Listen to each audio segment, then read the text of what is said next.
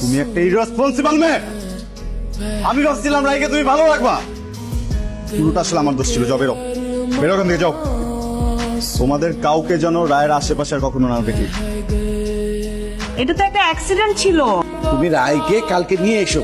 না, আমি আর কখনো রায়ের কাছে যাব না। তাহলে খেতে আসো মা, না খেলে তো অসুস্থ হয়ে যাবা। শুধু রাই কষ্ট পেয়েছে বলে যে সরি বলবো তা না। রাগের মাথায় রিয়ার গায়ে হাত তোলা আমার একদম উচিত হয়নি। বন্ধুদের আড্ডাতেও তো নেই, বাসা থেকে কি একেবারে বের হয় না? রাই, তুমি? রিয়া আমাকে সব বলেছে। আসলে রায় ব্যথা পাওয়াতে রিয়া নিজেও খুব কষ্ট পেয়েছে। রিয়া কি আছে বসে?